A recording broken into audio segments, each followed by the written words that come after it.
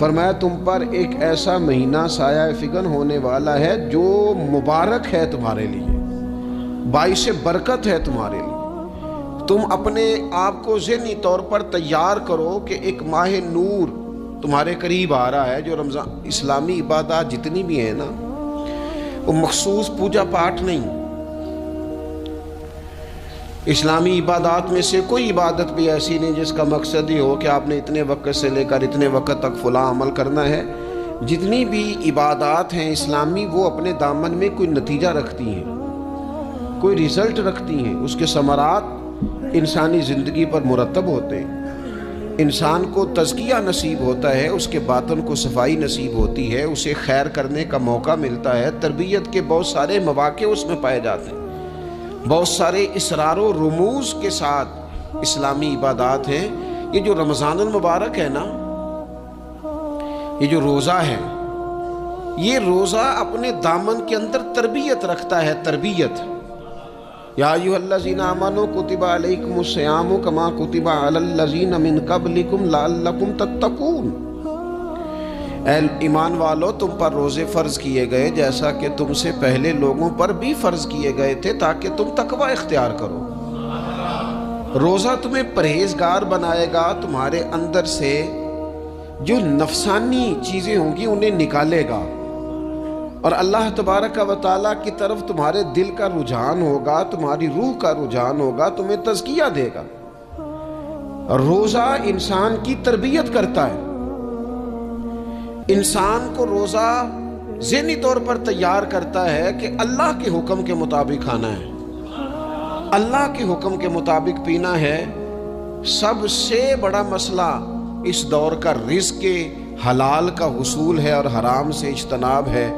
تو روزہ ہمیں یہ سبق پڑھاتا ہے کہ ہم وہی کھائیں گے اور اسی وقت کھائیں گے جو کھانے کا ہمیں ہمارے رب نے حکم ارشاد فرمایا ہے، اور جس سے اللہ رسول منع کر دیں گے جتنی مرضی چمک دمک اپنے دامن میں رکھے، جتنی مرضی، لیکن ہم وہی لیں گے جو ہمارے لیے جائز ہے۔ آپ غور فرمائیے، روزہ لعلکم تتقون، روزہ تمہیں پرہیزگار کرتا ہے۔ بہت سارے لوگ ایک بات کرتے ہیں کہ عادتیں نہیں بدلی جاتی، یار کوشش کرتا ہوں لیکن میری عادت نہیں تبدیل ہوتی۔ میں آپ کو ایک رائے دینے لگا ہوں، مشورہ دینے لگا ہوں، میں آپ سے یہ عرض کرنے لگا ہوں کہ موقع آیا ہے رمضان شریف کا۔ رمضان میں نا بندہ روٹین میں اپنی عادتیں بدلتا ہے۔ کسی کو سویرے 7 بجے کھانے کی عادت ہے، کسی کو 9 بجے کھانے کی عادت ہے، کوئی صبح ناشتہ نہیں کرتا، دوپہر میں ہی کھاتا ہے۔ لیکن رمضان آیا تو عادت بدل گئی، 7 بجے والا بھی نہیں کھا رہا، 9 بجے والا بھی نہیں کھا رہا، دوپہر والا بھی نہیں کھا رہا، سارے سحری میں کھا رہے ہیں۔ عادت بدل گئی، بالکل طبیعت بدل گئی، روٹین چینج ہو گئی۔ کوئی اٹھ رہا تھا صبح فجر میں، اللہ کی توفیق سے اللہ تعالیٰ معاف فرمائے تو کچھ ایسے بھی تھے جو 9-10 بجے اٹھ رہے تھے، کچھ الحمدللہ فجر پڑھ کے چلو کسی وجہ سے پھر سو گئے، 10-11 بجے اٹھ رہے تھے، روٹین بدلی ہوئی تھی۔ رمضان آیا تو بدل گئی، سارے سحری میں اٹھ رہے ہیں، تہجد کے وقت سب کی آنکھ کھل رہی ہے، بالکل روٹین بدل گئی، حالات بدل گئے، معاملات تبدیل ہو گئے، اوقات تبدیل ہو گئے، دفاتر کے ٹائم تبدیل ہوئے، اسکولوں کے نظام تبدیل ہوئے، مدارس کے اوقات تبدیل ہوئے، ہر چیز کے اندر تبدیلی آئی۔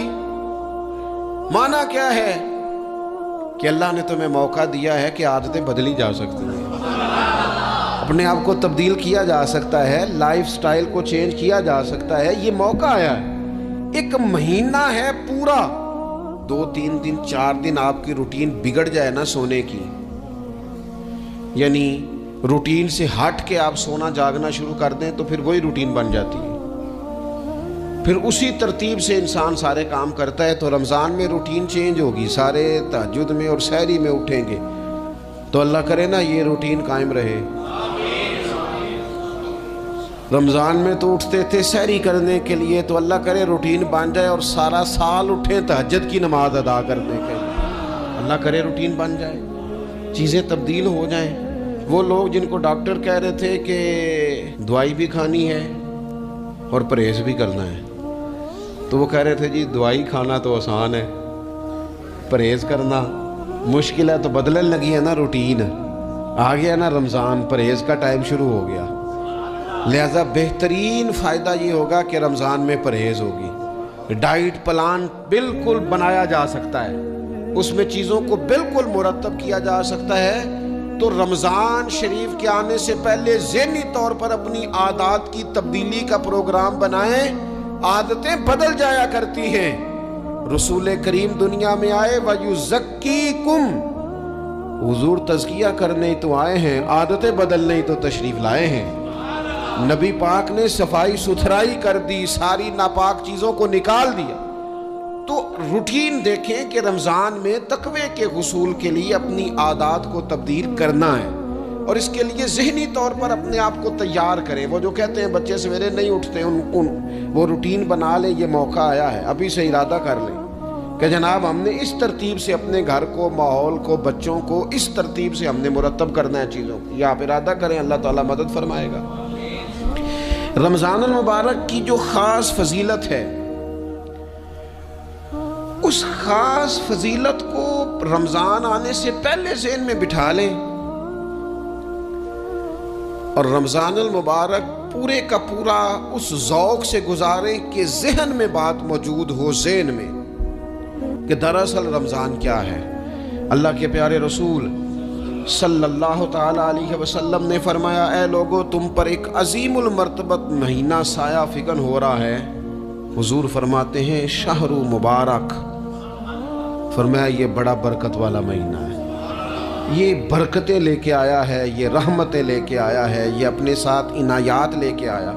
اور نبی اکرم صلی اللہ تعالی علیہ وآلہ وسلم نے فرمایا، جو بندہ بھی قرب الہی کی نیت سے رمضان میں نیکی کا طلبگار ہوگا، فرمایا وہ اگر نفل نیکی کرے گا نا تو اللہ تعالیٰ اسے فرض کے برابر ثواب عطا فرمائے گا۔ اور حضور علیہ السلام فرماتے ہیں جو اس مہینے میں ایک فرض ادا کرے گا، اللہ 70 فرضوں کے برابر اجر عطا کرے گا۔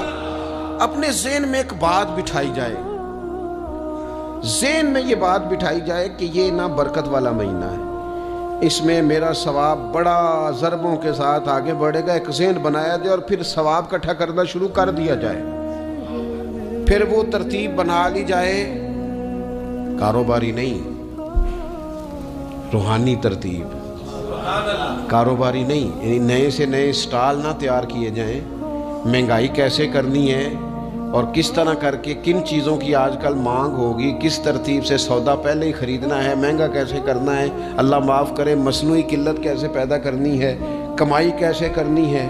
رمضان کے اندر جناب لوگ ساری ترتیب لگا کے، ساری، میرے ایک دوست ہیں میڈیکل کے شعبے سے وابستہ ہیں، تو مجھے کہنے لگے کہ ڈاکٹر بھی اپنی روٹین بدلتے ہیں اور معدے والی ساری دوائیاں بھی اکٹھی کر لیتے ہیں کیونکہ رمضان آنے والا ہے، یہ زیادہ لوگ استعمال کریں گے۔ تو وہ ماحول نہ پیدا کریں کہ ہر چیز دنیا داری ہو جائے، ہر چیز دنیا داری نہیں، ہر چیز کو ایک نیا روپ دے دیا جائے اور نیا سے نیا مال کمانے کا سلیقہ بنایا جائے۔ میں اکثر کہا کرتا ہوں کہ رمضان تو اس لیے تھا نا کہ اس میں کم کھانا ہے، تھوڑا کھانا ہے، لیکن اگر بندہ کہے کہ میں نے صبح کا چونکہ کھایا نہیں، لہذا اب شام کو اتنا کھانا ہے کہ ہفتے سے پہلے ڈاکٹر کے پاس بھی جانا ہے، میں نے وہ سارا پوری کرنی ہے روٹین، تو پھر وہ مقصد کو نہیں نہ سمجھا، پھر اس نے اس خوبصورتی کو نہیں پایا جو خوبصورتی اس کو دین دینا چاہتا تھا۔ ایک تو رمضان کی فضیلت کو سمجھنا، اور پھر جب ہم روزہ دار ہیں، ہم نے روزہ رکھا ہوا ہے،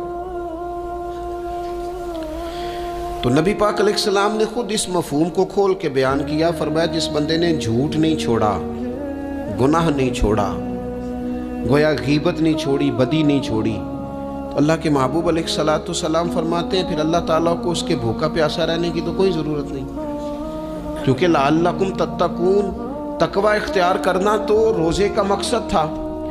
اور اگر اس نے وہ بات کو سمجھا ہی نہیں، استاد کے لیے صرف استاد ہو جانا ہی ضروری نہیں، اس کو پھر اپنے منصب کا لحاظ کرنا بھی ضروری ہے کہ میں استاد ہوں۔ والد کا صرف والد ہو جانا ہی کمال نہیں، اس کو پھر اس منصب کے تقاضوں کو بھی سمجھنا چاہیے کہ اب میں ایک باپ ہوں، اب میں روٹین میں وہ آزاد نہیں ہوں کہ جہاں میرا جی چاہے گا جاؤں گا، جہاں میری طبیعت چاہے گی میں کھاؤں گا، جہاں میرا دل کرے گا میں وہ کام کروں گا۔ اب آپ سرپرست ہیں، سربراہ ہیں۔ انسان دیکھیں نا، ایک شخص ہے وہ عالم ہے، علم پڑھ لینا صرف کمال نہیں، وہ اپنے منصب کو بھی تو سمجھے نا، اس منصب کے وقار کو، اس کے لحاظ کو بھی تو سمجھے نا۔ ایک آدمی اگر عمر رسیدہ ہے، بڑا ہے، بزرگ ہے، اور وہ چاہتا ہے کہ میری بزرگی کی وجہ سے میرا اکرام کیا جائے، تو اسے اپنے منصب کا بھی لحاظ کرنا پڑے گا۔ اس کو حضرت سعدی فرمایا کرتے تھے، میں نے 18 سال کے بزرگ دیکھے اور میں نے 75 سال کے بچے دیکھے۔ حضور کیا مطلب؟ فرمانے لگے عمر ہو گئی لیکن اپنے منصب کا خیال نہ کیا، عادات بچوں والی رہی۔ اور فرماتے میں نے ایسے لوگ دیکھے جن کو شروع وقت میں ہی اللہ والوں کی صحبت نصیب آئی، تو وہ جو بزرگی ہے وہ پھر عمر کی وجہ سے نہیں ملی، وہ اللہ نے علم اور عمل کی وجہ سے عطا فرمایا۔